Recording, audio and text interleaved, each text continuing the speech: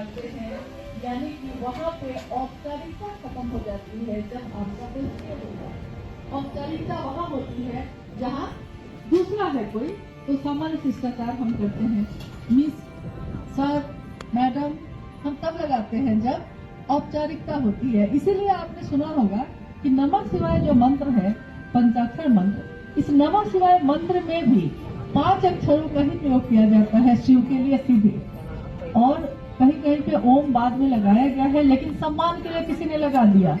वैसे लोगों ने ही लगाया होगा जैसा आपने अभी सोचा कि सीधे सीधे कैसे बोले, तो ओम लगा देना चाहिए हमको, लेकिन ओम ऐसा नहीं, ध्वनात्मक है, ये ध्वनि प्रणव ध्वनि है, ओम का ही प्रकट रूप है नमः शिवाय।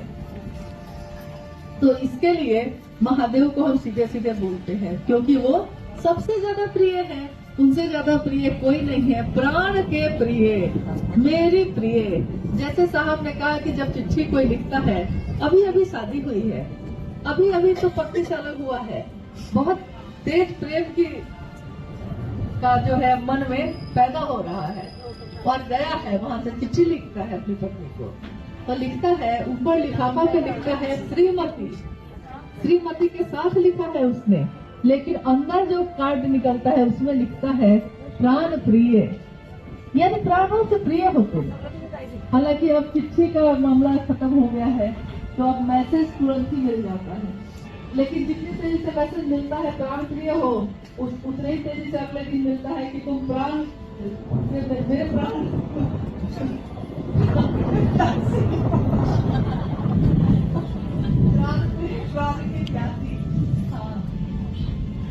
जैसे शब्द ही है, एक ही शब्द जाने को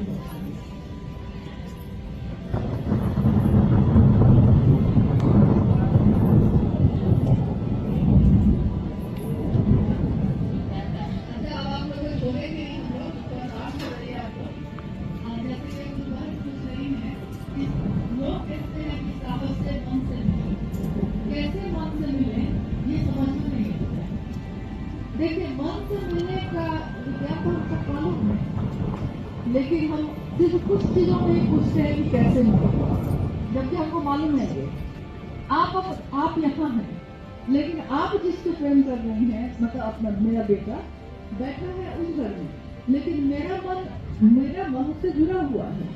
मीलों दूर बैठा हुआ बेटा अगर बीमार हो जाता है, माँ आधी रात में अपने बिस्तर पे बेचैन होकर बैठ जाती है, लोग कहते हैं कि क्या हो गया, सो जाओ, कहती है कि मेरा मन कांप रहा है, मेरा मन बेचैन हो रहा है, बउआ को कुछ हुआ है क्या। लेकिन आपका देखिए, मन का तार जिससे जुड़ा है उससे आपके ऊपर मीलों दूर आप बैठी हैं शरीर से, लेकिन आपके मन से उसका प्रभाव है, आप कहती हैं बउआ को कुछ हुआ है। जब आप मन लगाते हैं तो पता चलता है कि बउआ बीमार है। ऐसा हुआ है कि नहीं कभी किसी के साथ? हुआ है। यानी कि ये बात आपको पता है कि मन से कैसे मिला जाता है। अब है कि शरीर से जिससे मिलने का अभ्यास रहा हो, उससे थोड़ा कुछ समय लगता है, शरीर आगे से घटा है, तो मन को मिलने में समय थोड़ा लग रहा है।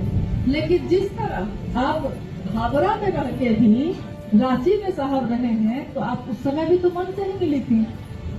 आज भी अगर बात मामला इतना ही है कि यार महादेव के पास है, तो महादेव के पास भी मिलने के लिए, महादेव से मिलने के लिए भी यही विधा है। शिव जो शरीर में नहीं है, शुरुआती से ही हमारा गुरु से संबंध मन से ही रहा है। लेकिन इन सबके बावजूद एक बार किसी गुरुवान ने पूछा कि लोग कहते हैं कि साहब अब शरीर में नहीं है, तो साहब से मन से मिलना है, तो काहे इसलिए रांची जाना है, यही से मिल लेंगे हम लोग कहते हैं। तो मैंने उनसे पूछा कि आप एक बात बताइए, क्या ये बात महादेव को मालूम नहीं थी कि मन से ही तो मिलना है? जब महादेव की इच्छा में इतना बल है कि उन्होंने इच्छा की और सृष्टि बन गई, तो क्या महादेव की इच्छा में ये बल नहीं होगा कि वो सोचते कि सबके सब शिव से बन जाए, और लोग शिव से बन जाते?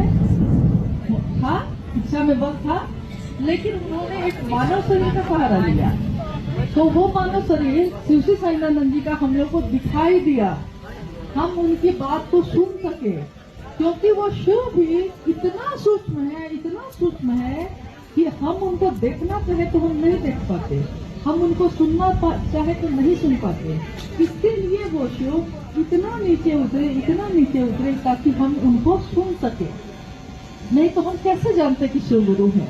अगर कोई मानव शरीर में आके ये नहीं कहता तो आप आकाश में गुजरने वाली बिजली का दर्शन आप कर पा रहे हैं? एक बिजली तो तरफ नहीं है तो हम लोग यहाँ बैठे बैठे कांप रहे हैं। और एक बिजली, मामूली से बिजली, कितने बड़े ब्रह्मांड में एक बिजली चमक रही है तो हम कांप रहे हैं। और शिव की ऊर्जा का आकलन कर लीजिए कि उस ऊर्जा का क्या स्रोत होगा, वो ऊर्जा कैसी होगी। लेकिन उस ऊर्जा को सीधे बंद कर दिया जाए तो हम जीवित में बचेंगे तो उसको देख सकेंगे। अगर 440 वोल्ट एक ही साथ पास कर दिया जाए तो कार जल जाता है, लेकिन उसी 440 वोल्ट को ट्रांसफार्मर में पहले डाला जाता है और ट्रांसफार्मर जिसके जितनी क्षमता है उसके अनुसार पास करता है उसी बिजली को। कोई 100 वोल्ट का बल्ब है, कोई 40 वोल्ट का है, कोई 200 वोल्ट का है, तो जो जिस तरह का लगा हुआ है उसी तरह की बिजली की सप्लाई उसमें हो रही है, ताकि वो जल नहीं जाए, रोशनी भी दे, काम भी हो जाए, लेकिन जले नहीं। तो आखिर शिव की शिष्यता इस धरती पे जो उतरी, वो भारित करने के लिए भी तो कोई पात्र होना चाहिए। तो क्यों नहीं आप हुए, क्यों नहीं हम हुए, क्यों नहीं कोई और हुआ, क्यों शिव के शिष्य हरिनानंद साहब हुए? अगर उस समय हम कहते कि मन से ही मिल लेते हैं तो मन से ही मिलना है आज भी, लेकिन जिस तरह आप वहाँ रह के मिलते थे उसी तरह आप यहाँ बैठे भी मिल रहे हैं उनसे। हाँ, स्थल का आप कहेंगे कि जगह का क्या प्रभाव है, तो जगह का प्रभाव तो है ही, तस्वीरों का प्रभाव है ही। मानव मन है, उसके मन में सारी चीजों का प्रभाव पड़ता है। तस्वीर अच्छी देखिए तो मन में अच्छा विचार होता है, गंदी तस्वीर देखिए तो मन में गंदा विचार आता है। मंदिर में चले जाइए तो उस समय कोई पाप मन में नहीं आता है। क्लब में चले जाइए तो सारी चीजों पर ध्यान जाता है। नहीं, स्थान का प्रभाव तो पड़ता ही पड़ता है। तो आज उपभोग के इस स्थल में बैठे हैं हम और आप, तो आखिर इस स्थल का क्या प्रभाव है हमारे आपके जीवन में?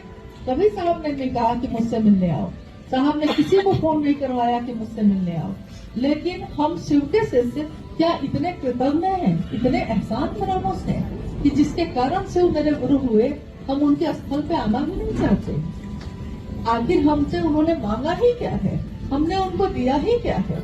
उन्होंने मांगा भी तो शिव को मांगा, उन्होंने दिया भी है तो शिव को दिया है। और क्या मांगा उन्होंने?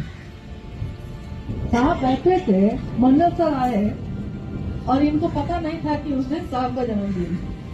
ध्यान से उतर जाता है ना कभी कभी, उतर सब फूल दे रहे हैं तो इनको पता चला कि फूल दे रहे हैं। हाँ, सब देने लगे तब इनको ध्यान आया कि आज तारीख क्या है, तो इनको पता चला कि फूल दे रहे हैं। तो ये कह रहा है कि जा, मैं तो कुछ भी लाया नहीं, कोई फूल नहीं लाया।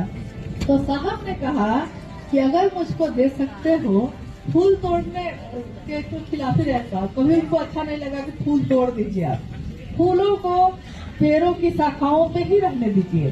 फूल शाखाओं पे ही खिलते हुए, शाखाओं पे ही सुगंध देते हुए अच्छे लगते हैं। तो साहब हरिनानंद जी ने कहा कि अगर मुझको दे सकते हो तो एक शिव का शिष्य दे दो। बाकी कुछ नहीं चाहा, जिसने शिव के लिए शिव को चाहा, जिसने मांगा भी तो शिव को मांगा, जिसने दिया भी तो शिव को दिया।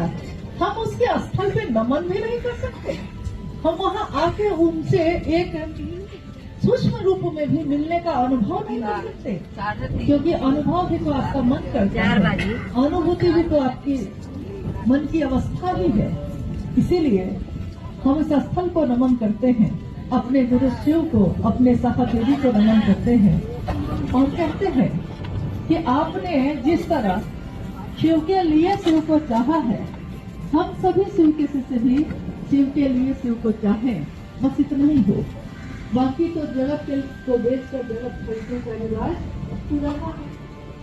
ये साहब ने ऐसा कहा कि जगत को देख कर जगत को खरीदने का रिवाज पुराना है, लेकिन शिव के शिष्य को ऐसा न करें। वो शिव को देख कर जगत को न खरीदें, जगत देख कर अगर शिव को खरीद सकते हो तो खरीद लो, लेकिन जगत देख कर